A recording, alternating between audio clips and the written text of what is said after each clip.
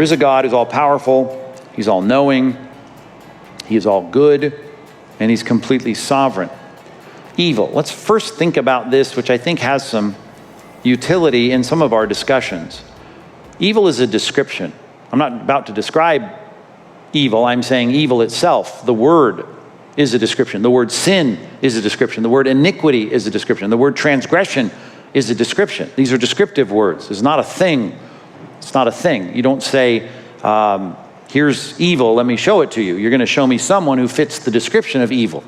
You can't say, here's sin. I've got it in my briefcase, right? You may have some sinful things in your briefcase, but that's not sin. You're describing what is there, and you're trying to talk about it in terms of a moral category or moral definition. It's much like coldness or darkness, cold or darkness, right? Those are the absence of things. Those are things you take the colliding molecules of what we would measure as heat. You take that out of the equation, you get the cold vacuum of interplanetary space, and you say it's cold. It's cold because something's gone. You say something's dark because something's absent, something's gone. We don't have photons in the equation. So this is not something that God created. We need to start with that. God didn't create it. Like, here, I'm going to create this. I created an apple tree. I created a pomegranate tree. I created Adam and Eve. I designed the earlobe. And here, I'm going to make this thing called evil. God didn't create this thing called evil. And at some point in your evangelism, that might be helpful to point out. We're simply describing some things, some behaviors, some words, some actions, and those words are appropriate, and we believe in evil, right? We would say we believe in evil, but evil's not a thing. It's not a tangible, objective thing. It describes simply, and here's a good way to look at it, because you've heard the definition of sin in these terms, hamartia in the New Testament, which is to fall short. It doesn't measure up. It's what should not be. Things that aren't the way they ought to be. The ought to be's, falling short of that, is what we describe as sin. Just like the absence of photons we would describe as darkness, but darkness is not a thing. That doesn't get us out of a jam, but it does help us start to describe, or discuss rather, what we're talking about, which is a description. And of course, it's an accurate description. We're not debating that. Raping a little girl, all Christians would say, that certainly is evil. It is an action that qualifies under the descriptive of evil. Genesis chapter 2, verse 9 sets this up with something so mundane. The tree of life was in the midst of the garden, and the tree of the knowledge of good and evil. Here was this tree that was described as something, as giving you a knowledge of what the reality is of evil, something that falls short of the perfection of what God has commanded. And of course, they hadn't at this point experienced that, so they didn't know that. They didn't experientially know that, and they couldn't even objectively be able to point to something and say, well, this is something in the garden or in my universe that God has created that is evil. Everything, and to that point, as it's repeated constantly, is good, good, good, good, good.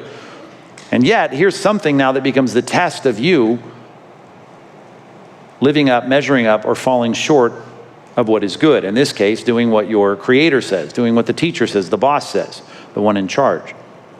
Genesis 8:21 speaks of the ubiquity of this kind of descriptive, and it's right. We can see this. Hopefully everyone in the room would be honest enough to look at their intentions and say, even from my youth, my heart was filled with evil things that did not measure up. I thought things I shouldn't thought. I failed to say things I should have said. I imagined things I shouldn't have imagined, and they fall short of what a human being trying to live up to God's expectation, his revealed will and even his unrevealed will. And I say that because there are certain things we know ought to be done, even though we can't point to what Scripture says and say that was not done. We fall short of it, things that we shouldn't do. We transgress a line. Those lines are clearly demarked in the Bible. But even in our own experience, we understand when we've crossed those lines. So it's an accurate descriptive. Our world, and there's nothing wrong with saying it the way that we say it, even though we talk about it grammatically like it's a thing, that there is evil in the world. And what we're saying is there's a lot of things we can rightly describe as falling short of God's standard. There are things that are the way they ought not be. And all Christians are going to affirm that, and we always have. We believe in that, with few exceptions. A few assertions about the creatures, and I mean in this creatures, every one, you can say that about angelic beings, every one who is not God. So you've got two categories. You've got God, the creator, who's in charge, and you have everyone else that was created by him and those creatures, whether they're angelic, made to be in spiritual reality but not in physical reality, or human beings that were created spiritual, but they were created to embody an actual physical shell, we're saying all of them are, number one, moral agents. They are choice makers. They make decisions.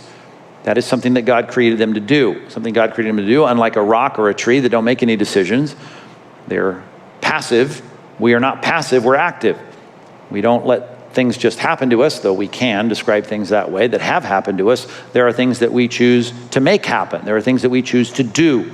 So all of God's creatures, both angelic and human, creating these individuals makes them moral agents. They now can choose whether or not to take the fruit on the tree, and they can be righteous, or they can choose to pass on it, or they can choose to eat it, and if they do, then they become those who are qualifying for the definition of evil.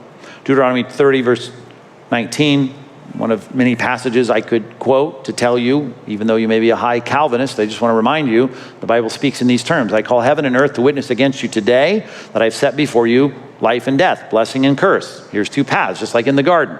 God did the same. Here's the right thing, here's the wrong thing. Don't eat of it, eat of everything else. Don't eat of that. You got a choice to make now. The blessing and curse is before you. Life and death is before you. Therefore, choose life. And there's a lot of benefits to that you and your offspring may live. It goes on to that verse, talk about other things. But the idea is, you've got a choice, you've got a decision. You can't tell a rock to make a decision. You can't tell a tree to make a decision. You make decisions as a moral agent, a choice maker. And that's a unique aspect of humanity, unique aspect of angelic beings. So, creatures, angelic and human, are moral agents. Number two, they can make choices that bring suffering.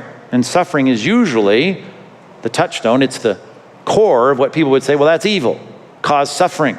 That little girl's innocence was taken away, as they might say. She's suffered. She's been stolen some aspects of her life, and she's been subjected and humiliated and shamed in that rape. And so we would say the choices of moral creatures, right, can bring suffering. And we don't get out of the 4th chapter of Genesis before we start to see this.